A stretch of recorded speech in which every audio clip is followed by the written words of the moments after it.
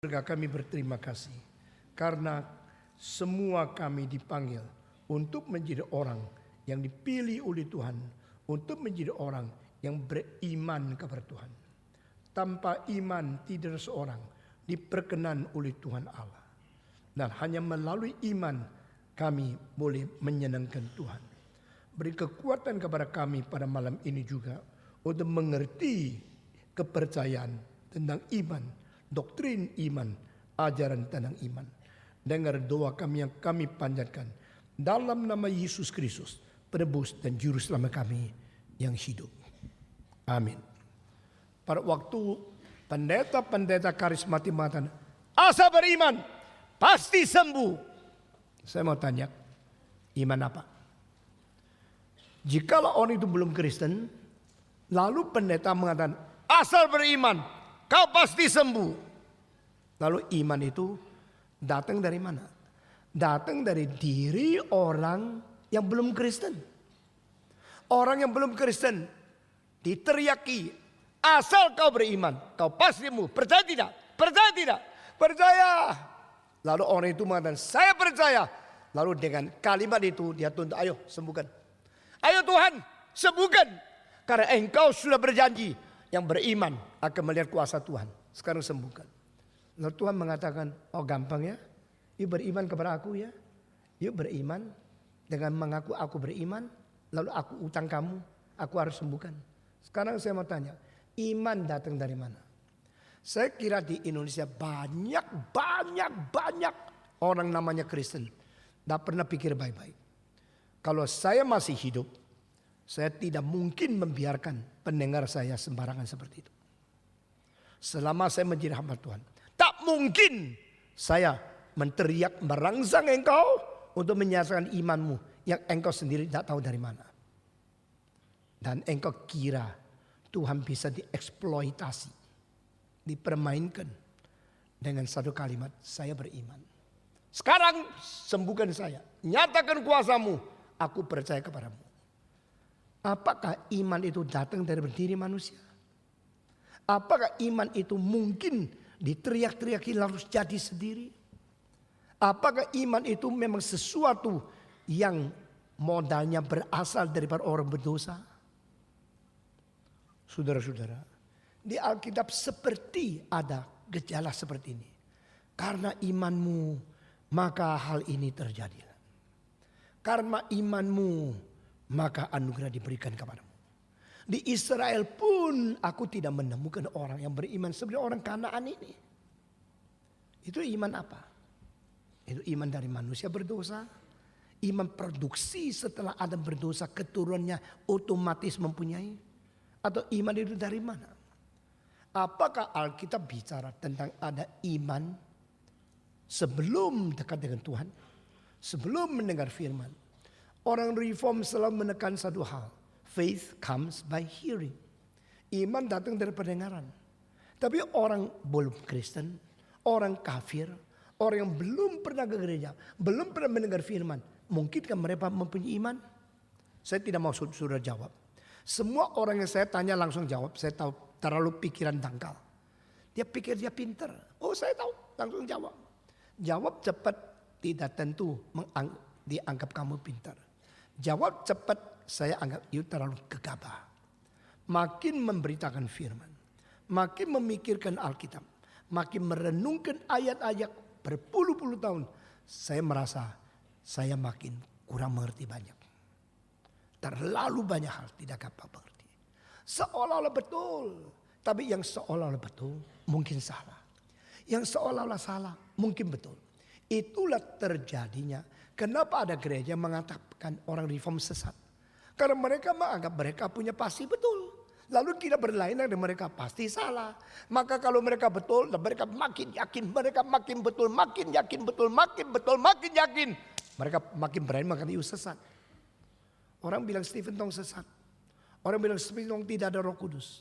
Orang bilang Stephen Tong itu tidak ada pengertian Alkitab yang sesungguhnya. Itu banyak. Tapi pada waktu mereka melihat, herannya. Katanya tidak Roh Kudus. Mengapa bisa mempertobatkan orang yang kaya, orang yang paling pintar, orang yang paling rumit pikirannya menjadi orang Kristen? Kalau bukan Roh Kudus apa? mereka mulai goncang. Kapankah orang yang anggap diri benar, padahal tidak tentu benar, bisa goncang terhadap diri yang tidak benar tetapi kira benar?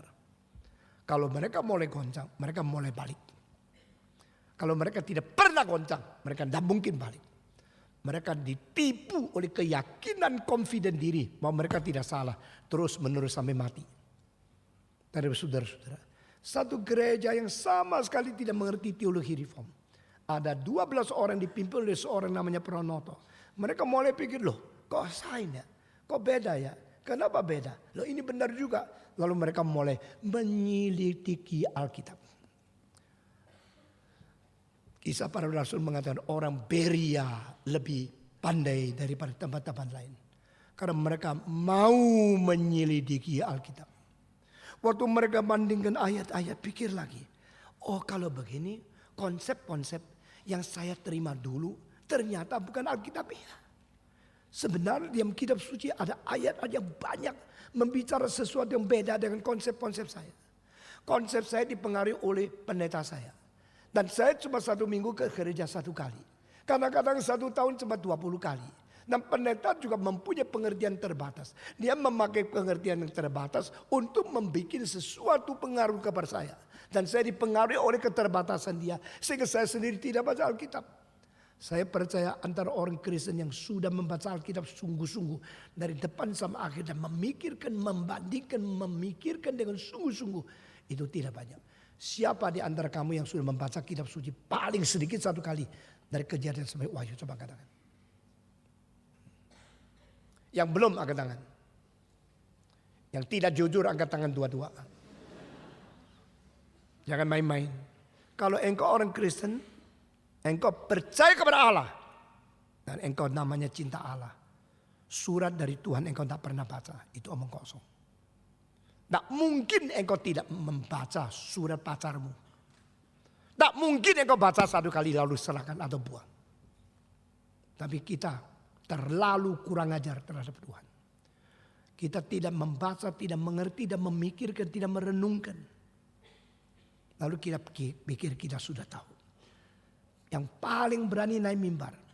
Banyak ada yang tidak mengerti Alkitab. Yang paling berani khotbah Roh Kudus. Ada yang paling tidak mengerti Roh Kudus. Dan begitu banyak berjuta-juta manusia.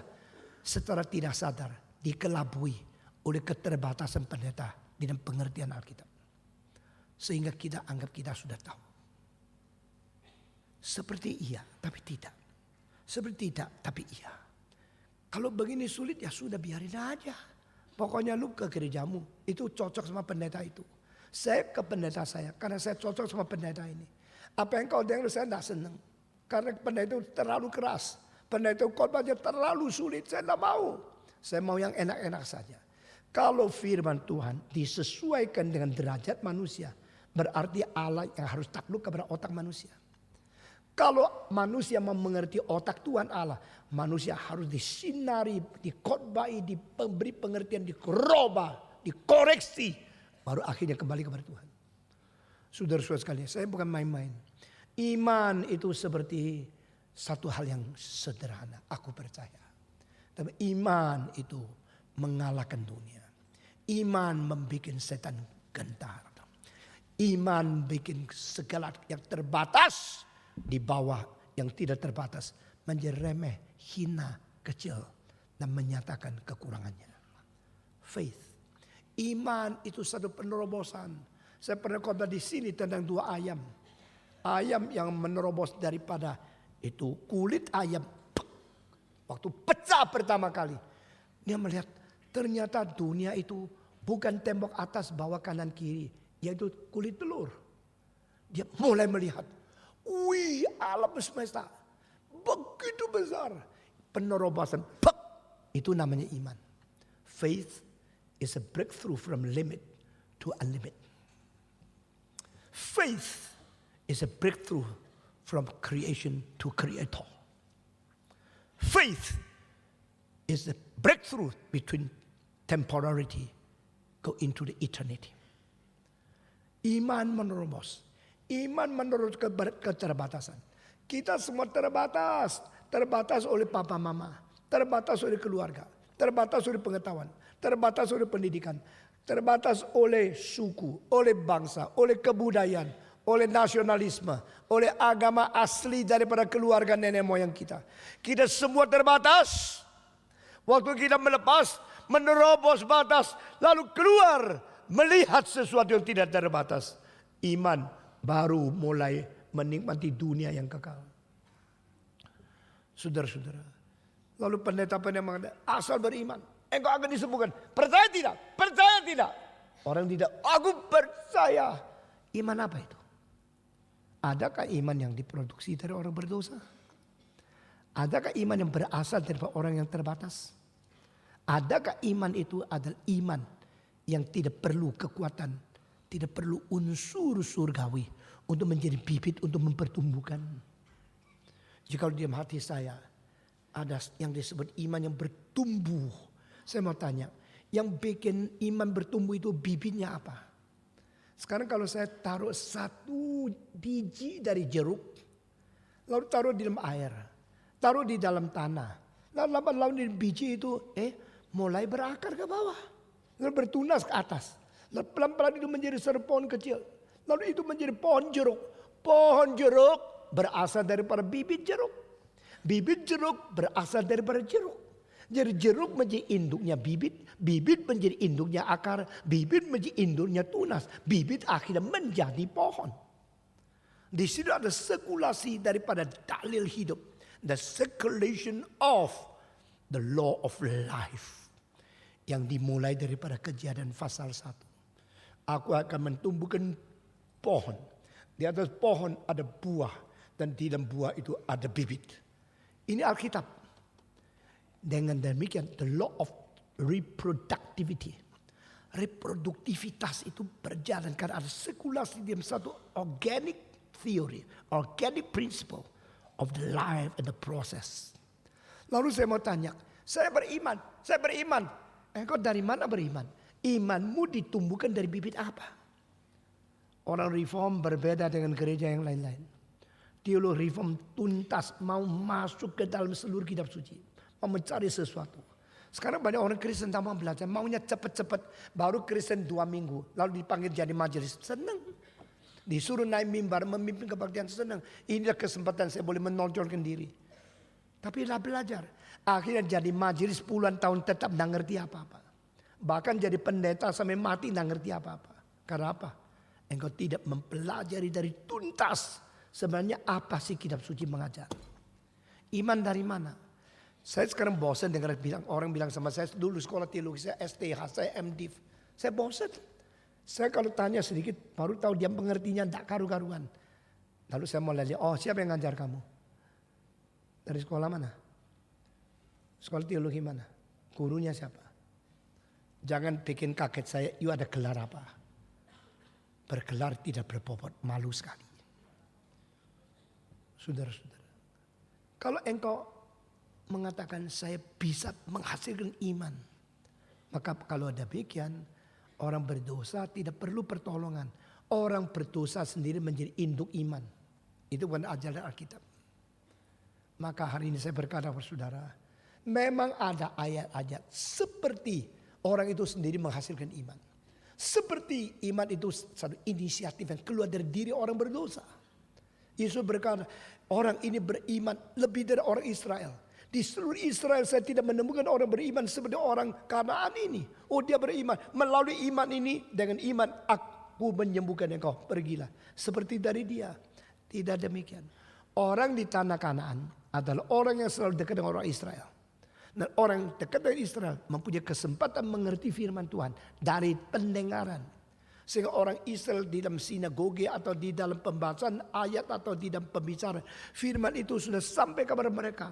Dan dari mereka dengar, mereka tahu orang Israel sedang menunggu, mengharapkan datangnya anak Daud, datangnya Mesias, datangnya seorang namanya Kristus. Lalu mereka itu menginginkan, maka aku juga ingin aku juga mengharapkan berbagian di dalam dekat dengan anak Daud. The son of David. The descendant of David.